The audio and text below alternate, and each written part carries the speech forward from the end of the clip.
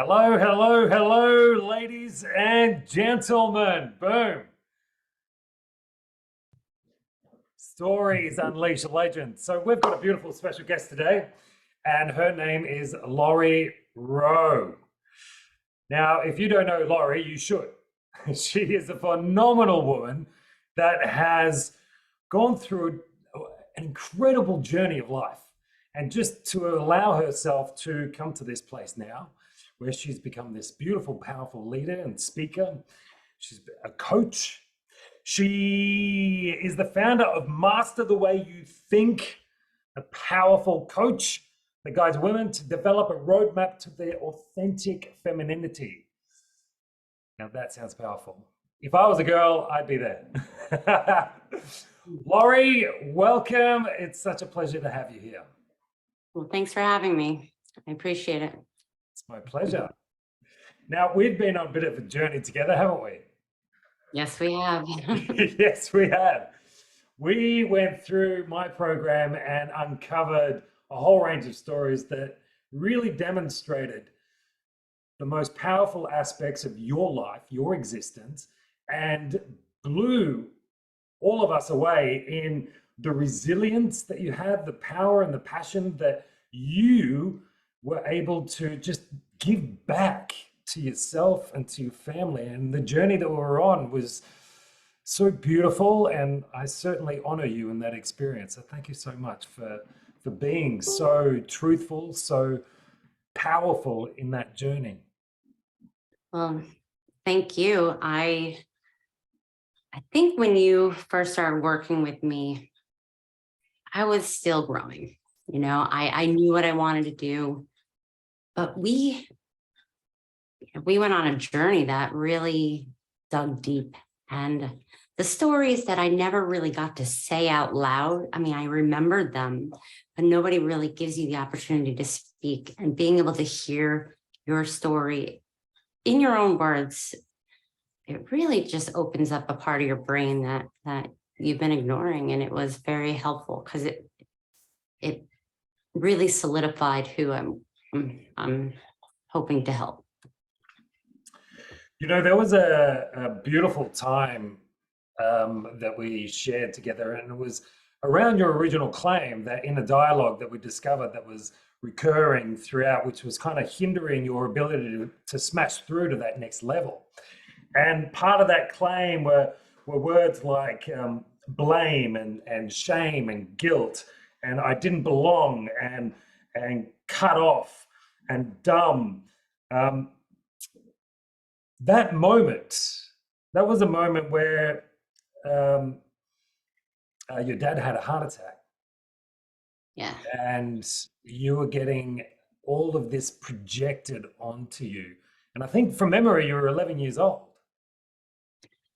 Yeah. One of the times he had a couple of heart attacks, and it was either the first or the second, but my mother.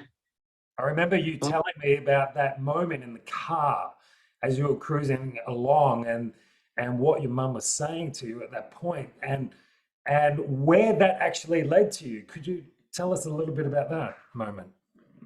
Yeah, and don't get me wrong, I know my mom was very stressed herself, and this isn't to, pull her off the hook or anything. It's just how my new self is looking at the situation. But she blames me for giving my father or creating my father's heart attack, or being the stress in their lives where their finances, my father's health, everything that went wrong was blamed on me. And when you are young, teenage, preteen, you really don't understand what, words are just words sometimes. You really take it to heart, and it affected me. It affected me, way beyond that too. I was different. I was an undiagnosed ADHD child who had dyslexia. So I just was different. And I realized that being different, I always felt I didn't belong.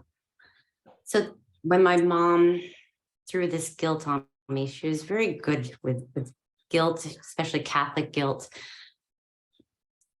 and this shame that I would carry, thinking that I can't do anything right. You know, I am messing up the family. You know, it would manifest. So I was desperate to leave as soon as I could. I didn't want to be in that situation. I wanted to start a new life. I wanted to have a new identity. So I did. But since I never fixed the problem, you know, which was within me, I just ran to the next problem, you know. So I'd like to bring up a moment that you shared with me, which was, and look, this is this is something that is really important to be able to share, because this here was a massive trajectory in your own self-worth and self-belief and who it was, and that projection of blame that was thrown across to you. And while you were driving in the car, you were telling me about how that led to you planning on committing suicide. Jumping out of the car while I was leaving. Yeah. Yeah, tell me a little bit about that thought process, because that's intense, right? For an 11-year-old to actually even contemplate that type of thinking. You know, that's It was more almost normal to me though. I mean, there was many times I just didn't realize or value my life. You know, I felt so, you know, I just felt I didn't have a purpose, you know, and when you hear such negative words from the person that you look up to, it just tears you down. You know, you don't understand your purpose. You don't want to live anymore. I mean, looking back at that now, I mean, I thank God, you know, I eventually realized the value of life, but I was very young, and just because I was bullied and outside of school, inside of my house, it was hard to escape. It was hard to find that self-love. And and I think that's why I was always running, because I was always looking for that acceptance, that love, but never within. Not until later. and I think this is a really important aspect to allow ourselves to drop in, which is the environment of children living in that environment and the projection of things that can be thrown at them. I'm not talking about all circumstances, but it certainly can be in some circumstances where the leaders, the family, the parents can use too many words. We know that words are super powerful and create such memories in children's minds.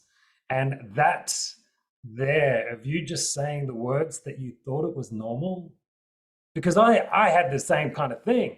Like, I was getting beaten up by my sister and bullied and ridiculed and everything like that, and I thought that type of behavior from a woman was normal.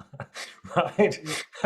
And I got into a domestic violent relationship where I was the victim. So these types of scenarios are super important to understand, that our most powerful essence as a parent, as a leader in our communities, is being so aware of the things that we say, because that creates the environment and the downloads that the young, impressionable spirits of our world take on board, which is something that you've just demonstrated. So thank you for sharing that.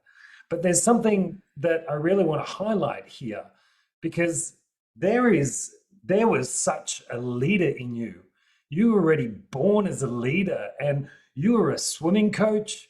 And you just tell me a little bit about this, because you were demonstrating your ability to lead other people, to get amazing results.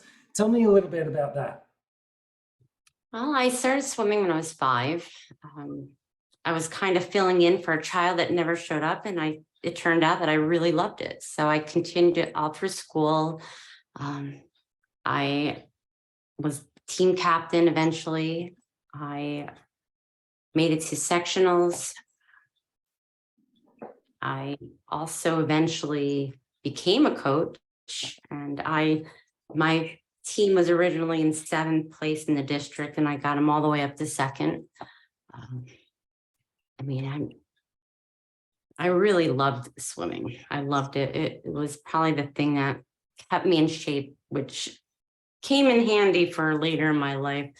Because I've had some spills that if I wasn't healthy, probably from swimming, I might not have been so lucky. And that's the fall, of course. And I remember you saying that you knew that you had the responsibility that you needed to produce results. And Yeah. what was it that you would do to create those results? What type of leadership were you demonstrating at such a young age? I want to really point this out. That at such a young age, you were demonstrating how powerful you were as a leader. I just knew that, there needs to be commitment and hard work involved. And it's not always going to be an easy road. But if you give them, you know, the rewards or just celebrate them as they go along, you'll find that you have a lot of very committed swimmers or a team. It really is just letting the other person know that they're just as good. Yeah, I just remember like the kids that were the most respectful weren't the best, but just because you gave them that little light, you shine a little light and attention on them and let them swim the big race at least once or twice, it really improved, you know, their dedication, their involvement. And then you got the people who think that just because they know how to swim, they don't have to show up. And, but that's with everyday life. But I really focus on the people who have heart, who really want to commit and devote themselves. And that inspires me to be a better coach.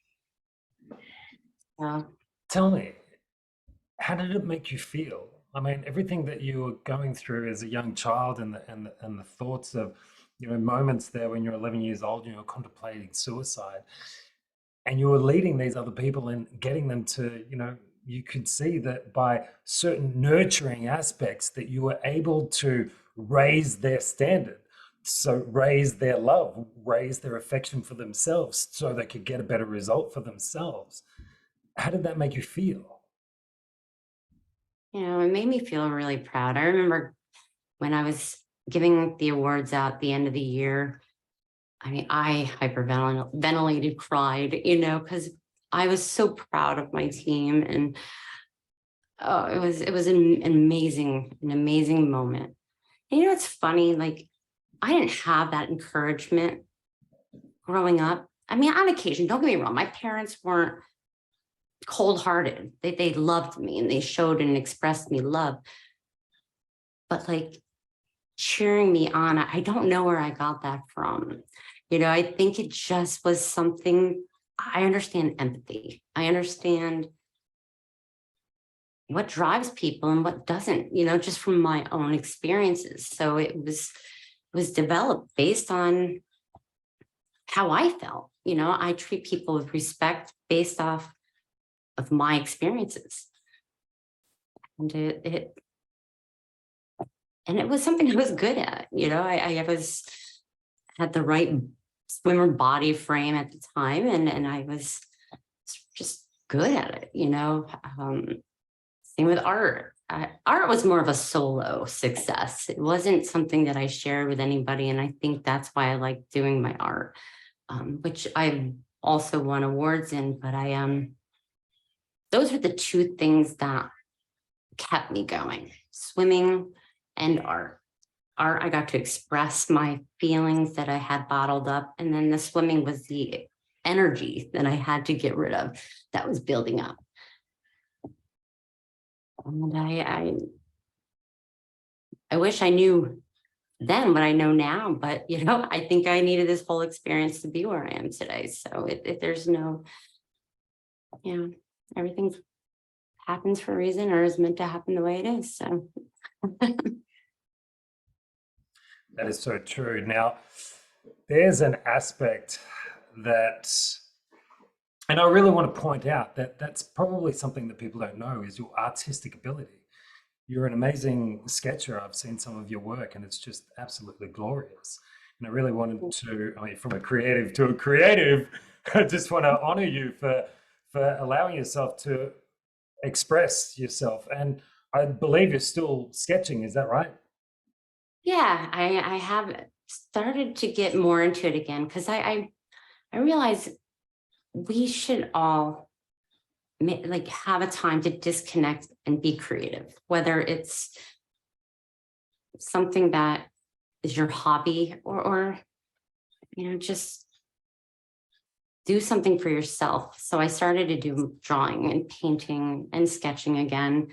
And it turns out that I'm creating my own, what do you call those, whiteboards with my own art. And it feels good because I'm killing two birds with one stone. People are like, why don't you just print it or use, fiber? And I'm like, well, I could, but even that takes time away. If I just did it, it's done, and there's no confusion, there's no complications. I mean, where did oh, it's over there, but I did a brain and, I just figured that was easier than just copying it. And it's not so simple when you don't have a copier at home either. So it's, you make do with what you have. Now, there was a really intense time after this period of high school and you being a leader. There was a moment where you went to college, is that right? You went to college. And then there was a circumstance of things that derailed your ability of moving forward. I'm sure you understand where I'm going with this. I'd love you to express to me that most painful period right there. This is one of the crashes, and this is something that, you know what, as a man, I have so much compassion for you, and I really honor your ability, the strength to be able to rise above this particular challenge. Would you like to share that with us? Yeah. The thing is, I was so like isolated and controlled in high school. When I had the opportunity to go to college, I went as far away as I could afford, or, my parents could afford. So I lived on my own in an apartment. It wasn't more than like an hour and a half from my parents, but it was far enough to be independent, to taste life's freedom. And, without self-esteem or just good guidance with everyday life, turned to chaos and heartache. I would get in situations, or I'd find myself in situations where, I was, just simply taken advantage. My roommates, they pretty much destroyed the place. I would have people, or there's this one,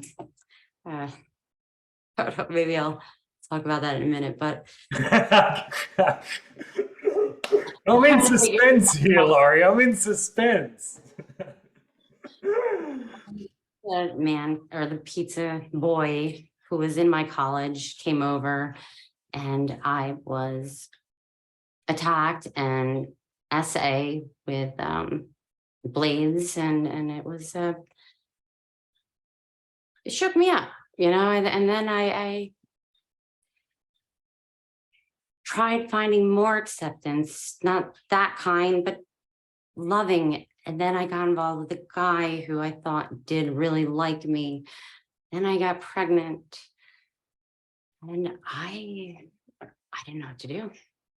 I was 17, but I was 18 when I was able to get the abortion, but I didn't know what to do at first because I knew my mom would absolutely disown me if she found out that I was pregnant at 17.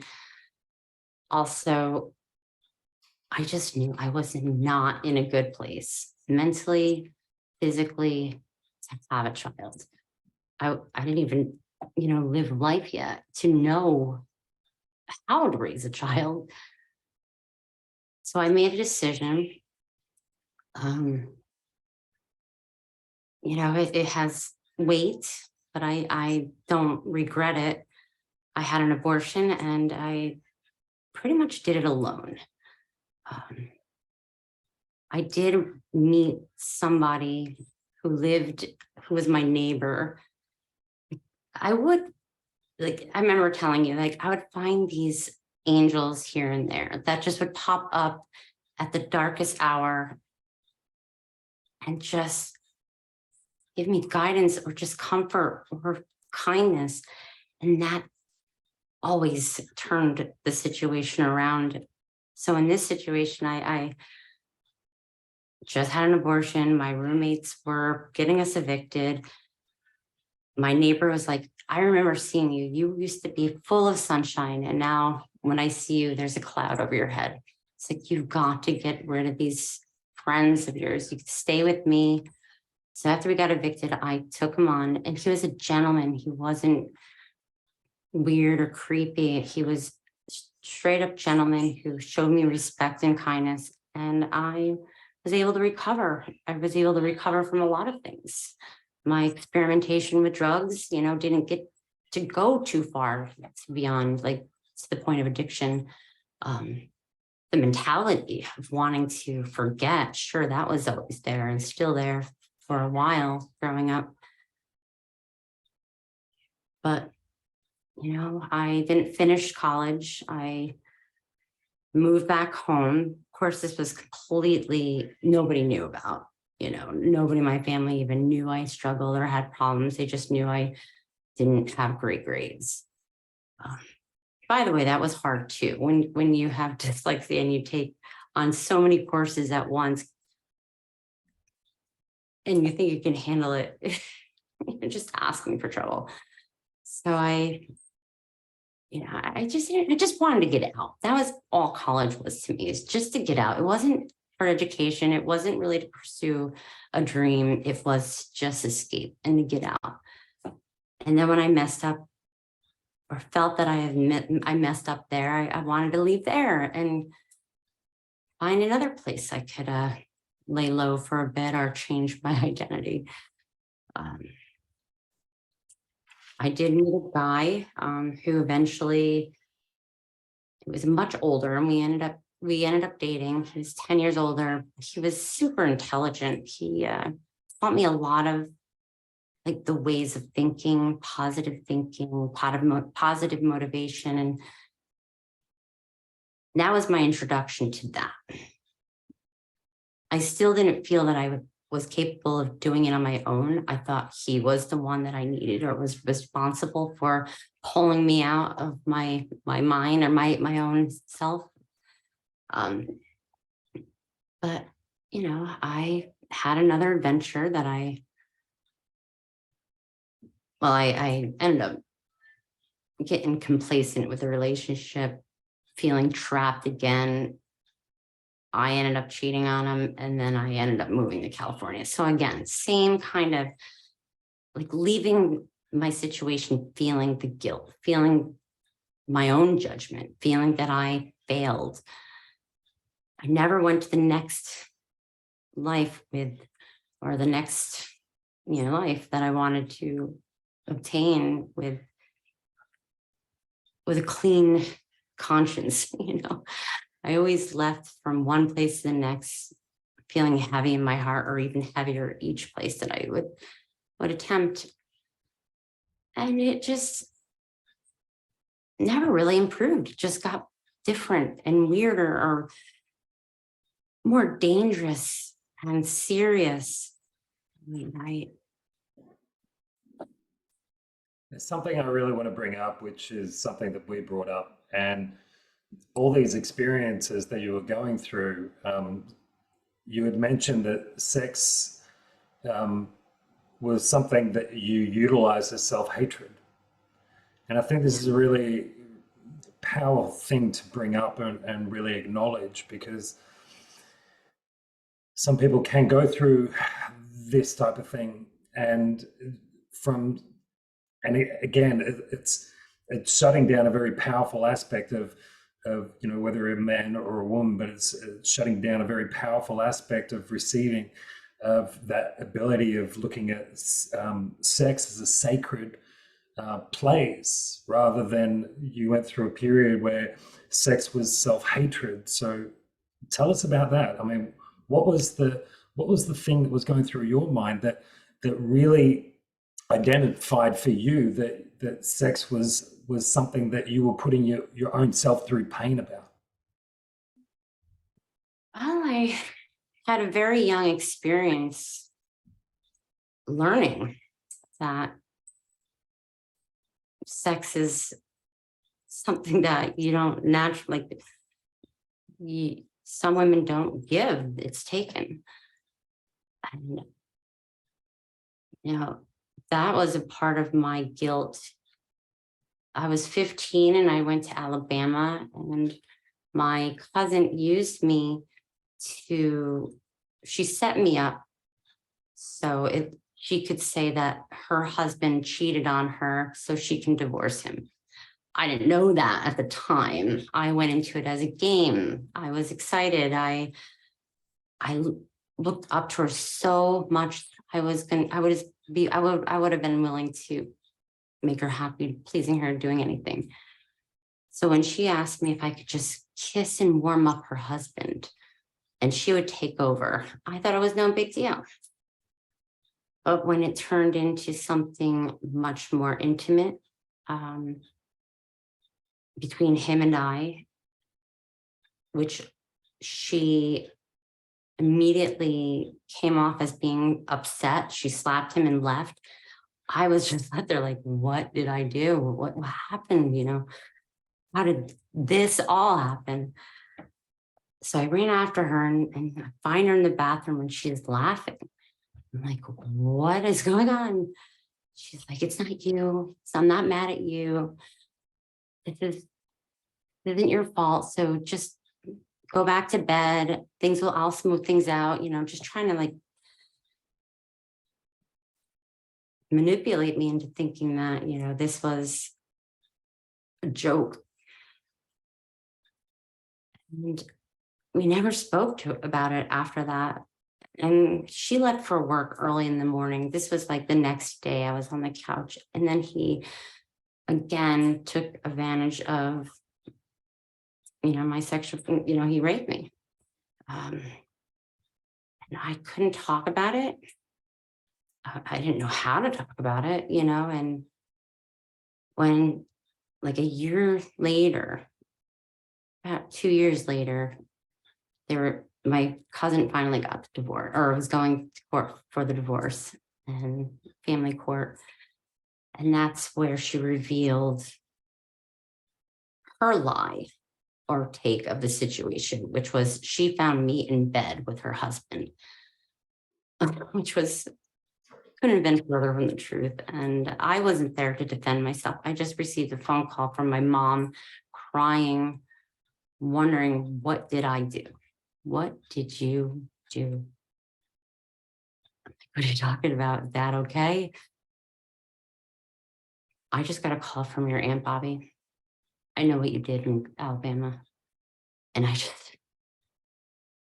can't even explain that feeling. It was like my heart stopped and I couldn't breathe. I felt, I forgot about that. Now they, are finding out something that I stuffed so deep and I didn't want to even think about again. And now here it is. And they're all blaming me. Now, again, my perception of the situation is coming from the way I felt, whether, I don't have both sides of the situation, but I felt as though they were blaming me. And by them not reacting or me not being able to come up with the words to talk about it, it really did turn out to feel like I was the one at fault. So, I mean, you have that growing up, you have the fact that your dad is very fragile and all you have to do is do the wrong thing and you're going to break them. Your family is suffering in financial debt because you did something, I don't know, made them stressed. So they spend I don't know. I didn't know exactly that particular detail, but I know it was part of the blame. So like, what does a child who's developing learn how to appreciate themselves when the appreciation that she received was often followed, maybe not immediately or right away, but it was often followed by something that would take it away, you know? So the love and the affection, yeah, I know my parents love me and I don't, you know, I blame their situation of turning out to who they are, but I don't blame them. But at the same time, they didn't show any remorse when it came time to blaming me. I'm just learning to understand that my story was something that I had to go through because I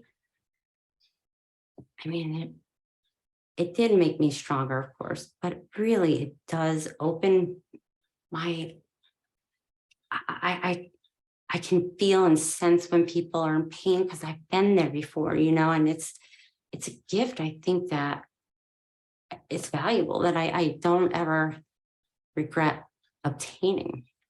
It just was a messy life getting there, you know. And You know, Laurie, I just want to honor you as a woman, as a powerful leader in that respect, and my heart is always with you in that respect. The overwhelming emotion that I feel with any teenager having to go through any type of experience like that and having to believe, and it's exactly what happens. It happened to me as well. The blame, you blame yourself, and you look at sex differently, and it's not a case of this sacred, beautiful, enveloping energy of two people, but something that you believe that is something that's empty, that gets taken away. And I really want to I'd love to underline what you said, that it gets taken away from you, and that is such a really identifying thing to understand, that when we do have things taken away from us, that innocence, that beauty, that we will turn things into a blame on ourselves and not really understanding it. And that's one of those corridors of life. You know, it's one of those doors that we haven't really opened yet because we don't really know how to understand it and process it. So I really want to honor you in the aspect of going through this experience and allowing yourself to be that safe space for other women to be able to dig deep inside themselves, to see that they are beautiful, that they have the ability to receive, that they do deserve the love and appreciation from everyone around them, that they do deserve someone to honor them as the feminine queen in their lives. And it's just such a beautiful example of you constantly taking that step forward to build yourself into this powerful woman that you are now, understanding that your journey was the stepping stones to your own success, to be able to have other people show themselves, to release themselves and create freedom for themselves so they can live a higher purpose. So I really want to thank you for sharing. thank you. Thank you. I mean, the bottom line is every single one of us has the ability to change. We just need to know we deserve it and how to do it. And until I was able to find those answers, it's a very lonely, hard, suffocating road. And if I could just help somebody just beat the straw so they can breathe, just give them some knowledge that could help them get through their journey faster or safer.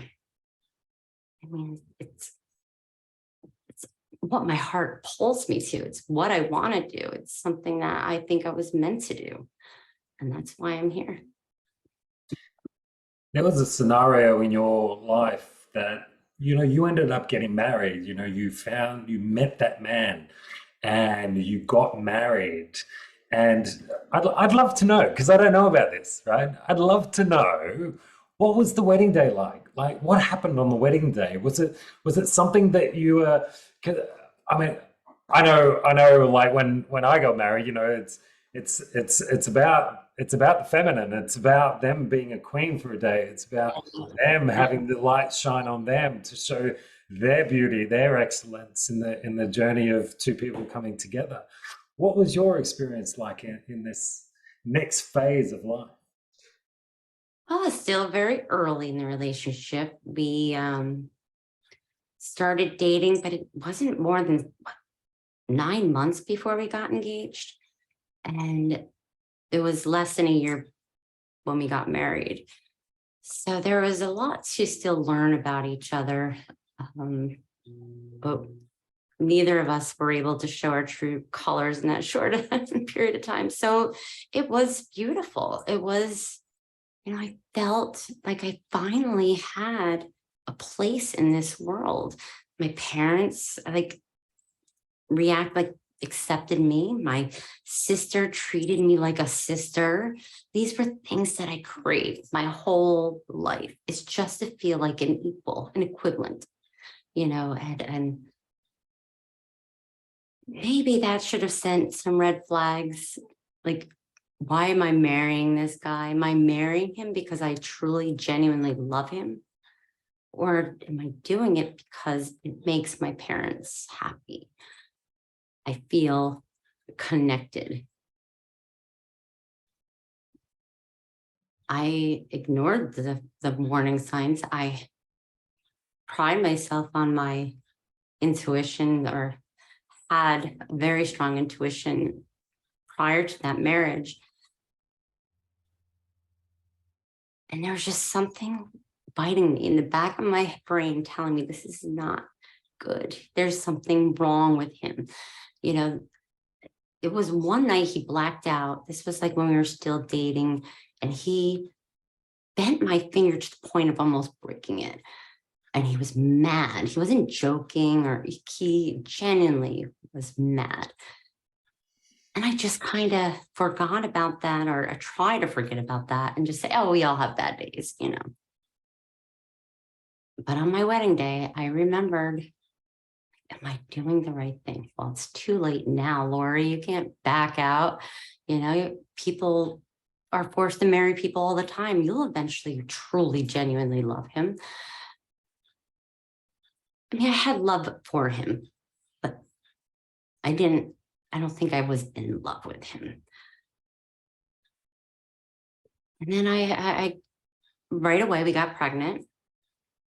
So things were still going okay. I was still in his control. And I was a newlywed, so I didn't mind, like seeing my friends didn't matter. Seeing my new husband took up my time. But then right after the baby, everything changed. Restriction with friends, less contact with family, just the gaslighting got worse, and I started to get worse. I started believing that I was crazy. I started to believe that, I'm causing him to get mad. It was my fault. And I'm sure with postpartum depression, lack of eating, there were so many factors that really put me in the worst state of mental health my whole life. I mean, I was just so scared and so much pain that I just wanted to escape. And I just had a baby and I felt guilty on top of that because I couldn't enjoy being with her when I was terrified of her father. Because when he drank, he would black out. And I mean, like, I don't know, like, have you ever seen a cat and when they are ready to pounce, their eyes get bigger? It kind of was like that. His eyes and pupils got really dark. And I knew I needed to walk on eggshells or be very careful because just one wrong move, it would set him off. And it doesn't take much. I just asked, like, light a cigarette from a guy who happened to have a lighter. And that was enough for him to grab my arm, throw me against the car, throw water bottles at me, and then when we got home, put a loaded gun to my head.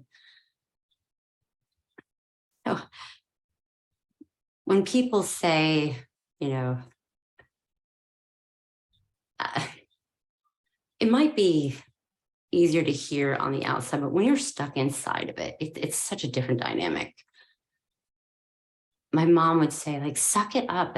You're supposed to just embrace and accept your husband for the way he is.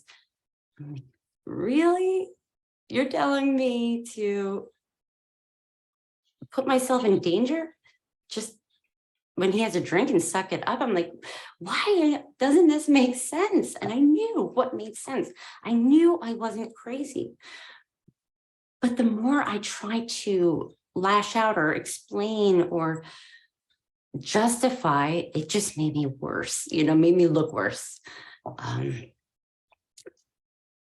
then, I mean, back then in the early 2000s, doctors would prescribe medication, but they didn't have a way of seeing if it contracted or was it contracted with another medication.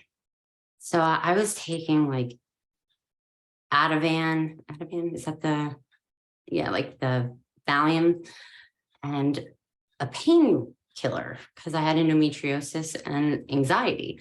So I'm mixing these. I'm having my own blackout sessions. So they commit me in hospitals. And to be honest with you, that was the first time I felt safe. I didn't have to worry about, I missed my daughter. I think that was the only thing that wanted me to get better and get out. But I felt safe from him. And I didn't know what to do. Can I just say, like, to be committed and feel safer locked away is something that should be ringing alarm bells in everyone's head, that if you don't feel safe in a relationship and you need to get locked away to feel safe, there's something seriously wrong in the relationship. And what I find just intriguing is and it's, I hear it and I see it, and there's different traditions around the world and things like that, but having to put up with someone, or being told that you have to put up with someone and deal with whoever they are, is like, it just doesn't make any sense. I'm sorry, it just doesn't make any sense. I'll fucking call it out. That doesn't make any sense to me, right?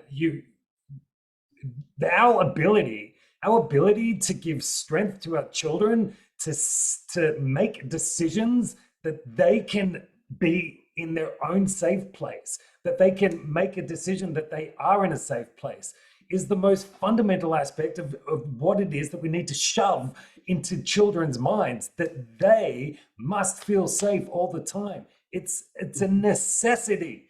And I guess I'm getting riled up about it because I kind of got put into the same similar situations, right? Where I didn't feel safe, but I thought it was normal. I had to put up with it, whatever it may be.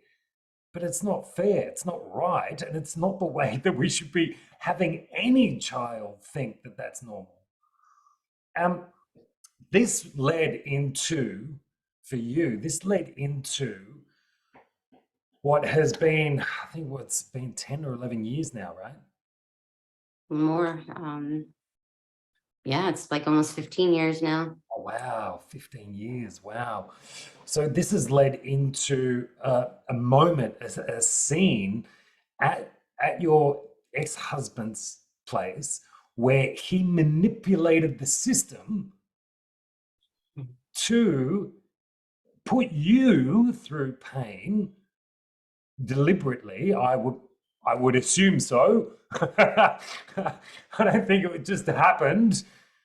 Tell us about that, because this is part of what I understand in you, of how strong, how resilient, the mindset that needs to be able to rise above our certain things that happen in our lives. And this is a fantastic example where there are so many people around the world that suffer with having to deal with this.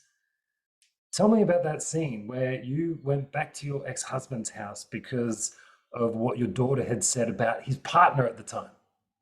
Yeah. Things were going right. I mean, I did everything that the courts needed me to do, like go to counseling or therapists, did everything that was asked. And I was granted to have weekends with her every weekend, and it was going very well. We were gaining our bond again. We didn't have the influence of her father. And I was just really getting to start to know her, and she was 5. So any memories that she might have had are probably very thin. But during that time, I just remember we were very close. And one night I was bringing her home. Um, she was in the car and she was getting really quiet. And I asked her, like, what's going on with you? And she's like, I don't want to go back. I'm like, why? Is there something you want to talk about? She's like, yeah, Ashley slaps me in the face. And I'm trying to just like gulp and stay calm, because it's shocking when you hear that somebody, an adult, is laying your hands on your child. And I'm like, well, let me see if I could talk to your dad about that. But maybe he'll let you stay with me or something, but we'll talk. So we get there. I made sure that she went into the house and turned up the television, because I knew we were going to have a conversation and it might get heated. She was inside. We were outside. I confronted her. I was like, did you hit my daughter? And my daughter says that you did. And she's like, oh no, she's lying, blah, blah, blah. And Dean pulls my daughter out from the living room and tries to make her confront that she was lying. Like, tell your mom you're lying. Tell your mom you're lying. She's crying, bawling, hyperventilating. I'm like, this does not involve her. He's like, yes, it does. Of course it does. She's the one who said it. Like, bring her inside. Let us talk about it. This does not concern her. And I'm tearing at this point, because when a mother watches her child cry, it's hard not to cry. So finally he brings her in, turns up the volume, and we go back outside. And she's just saying, like, his girlfriend was just saying the most vile, mean, antagonizing things, just to get me going. And yeah, we had an arguing match. But before I decided to leave, I went, if you ever touch her again, I'll kill you. And I went to leave. Actually, I went to slap her and she stopped me, but it ended there. And I left. The next day, I get a letter from the sheriff's department at 6 a.m. saying that I had an order of protection because I jumped his girlfriend while my daughter was in the vicinity in danger's way. So not only did I have an order of protection, but a CPS case open on me. And then my weekend visits disappeared. I had to be supervised for an hour every day, or every time I visited. Once a week, we'd only be able to visit for an hour with a babysitter. And that's how things went for 4 years. I mean, I've been fighting from day one till 7 years, first 7 years in family court, but this was like halfway through. Um, he would always catch me doing something wrong, or I would be violating something made up, and I couldn't get that supervision lifted. Finally, when I changed judges and my lawyer, because my public defender was working for the city, and he worked for the city. He golfed with the judge. So I was in a system that was already shutting their ears off to my situation. My lawyer never brought up abuse, nothing, just my mental illness that I was diagnosed with, which just was like the nails in the coffin,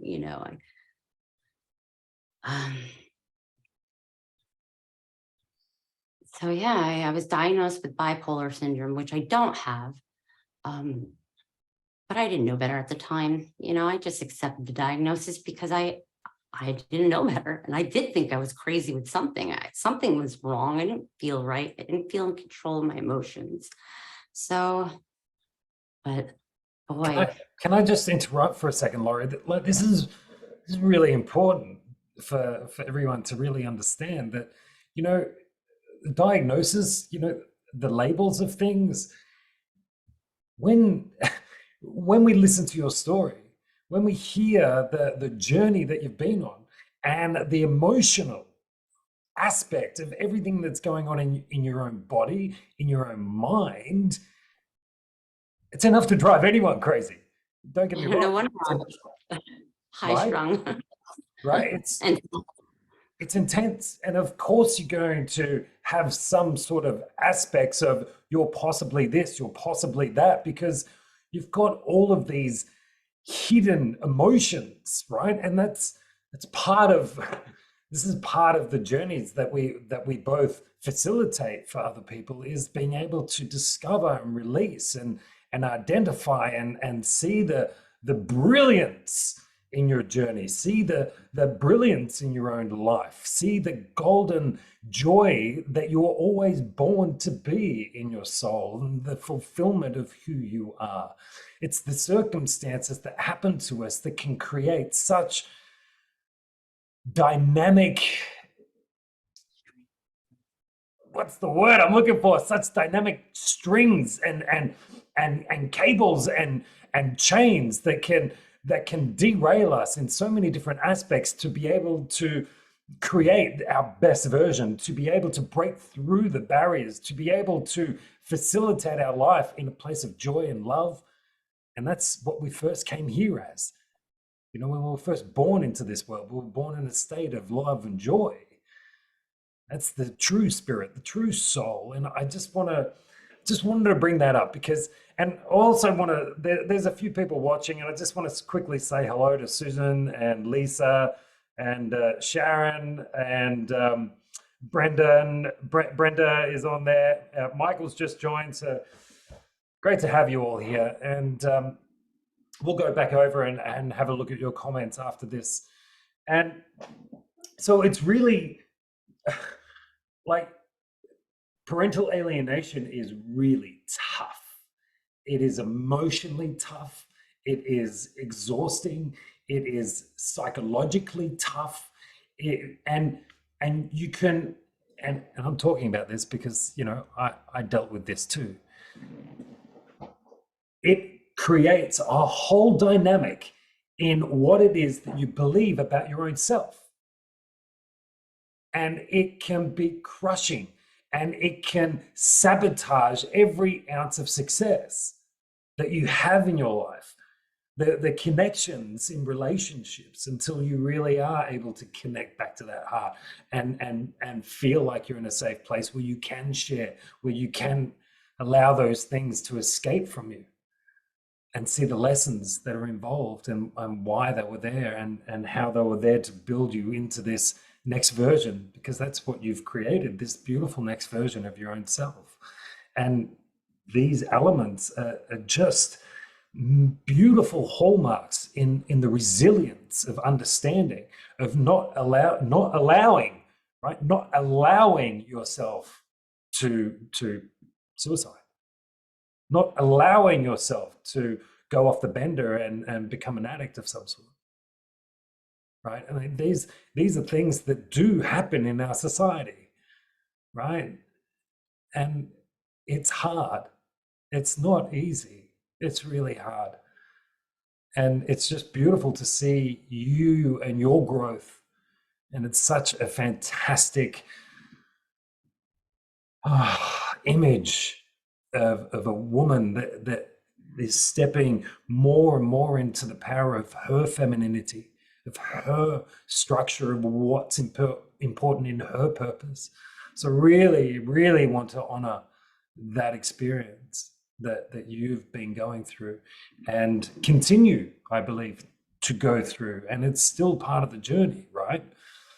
Well, absolutely. It just gets a little bit easier bringing yourself back. You don't get so far away from yourself, or you don't want to escape yourself anymore. I want to deal with my issues. I want to learn from them. I don't want to escape from them anymore. If there's an issue that I haven't addressed, it's going to manifest itself in some way. So I want to be able to bring it to light, because when we keep all of our stories shoved down deep inside of us, it makes us sick. It really does. I mean, that's where the blame and the shame and the judgment come from. It's from stuffing what we're too afraid to expose. But if we expose it, A, you could help somebody, but B, more importantly, you don't need the people who aren't going to be supportive in your life. I've learned that the hard way. You want the people who will understand, or who will relate, or want to learn and grow with you. Those are the only people that matter, and I know when I first went on this mission, after it's the parental alienation, I finally got the judge to, I changed judges, I changed lawyers, and that's when things started to get better. I finally had my supervisions lifted 7 years later. But at that time, when I got her back, it was her who changed, and she didn't want to be with me anymore. And I didn't know how to fix that. I knew if I kept fighting, I would win her back. But I think that was when I hit a new depression. Because I was just like, it's still hard to want to feel, that broken heart, because it's your child. It's like the person that you'll never get to know, and you should. But when it's them who make that decision, all you can do is just be patient and let them know you're here. And that's why, when I can't, now I can't find her on social media. She's 18. I don't have her number. I don't have a way to really connect with her. So I started to think, well, maybe I'll be brave enough to share my story and be able to let her know that I'm trying, that I love her regardless. And I've never stopped, trying and fighting for her. But I in the beginning, it still was judgment. I had I wanted to, I don't know if I was painting myself as a victim in my mind, or that everybody was wrong and I was right. And I knew that wasn't the true story, but the journey helped me remember the right story. I think we tell ourselves things that we start to believe just to make things less painful. But when we get to that place of cleansing your mind and soul, you need to admit where you were wrong, or and not judge yourself for them, but forgive yourself for them, because that's you're gonna release it. You can fill it with drugs, um, starving yourself, sex, whatever. But unless you really genuinely forgive yourself, it's a waste of time. Um, but This it is didn't happen right away, I, but I just knew I didn't want to be in that space any longer. So that's the start of my journey. Laurie, and it's been such a beautiful journey. I really love to underline that last thing that you said, which is forgiveness. And it's one of the hardest steps for anyone to go through, forgiveness of their own self. And that is such a challenging aspect for many, many, many people. And I know even for myself, over the years, those the ability to shift the perspective of why you must forgive, is a really challenging aspect of how you can bring that in, and for you to come to that place of love, self-love, to come to that place of forgiveness, and to give yourself freedom, because that's what forgiveness does, right? It gives us freedom to be able to release, so we can breathe, so we can actually feel like we don't have the weight of the world on our shoulders, and self-sabotaging our movements forward, self-sabotaging new relationships, self-sabotaging relationships that we're currently in, because there's this aspect that we're not living in our true selves. We're not living in the true aspect of who we are, because we're constantly blaming ourselves for, and not forgiving ourselves for the decisions and the circumstances that took place, which can't be changed. And we can't change what's happened in the past. And that's the thing that we have to remember. We've written a book. The words are on the pages, but our ability to change the perspective of what those words mean in our lives now is the most important aspect for anyone to move forward, to be able to bring that forgiveness and bring that love and sit back into a place of joy, and bring ourselves to a higher vibration. So it's just a beautiful thing that you've brought up, and I really wanted to acknowledge that. Now, Laurie, this has been just a tremendous conversation, and I love your journey. Is there any last words that you would love to say to anyone watching now or watching in the future?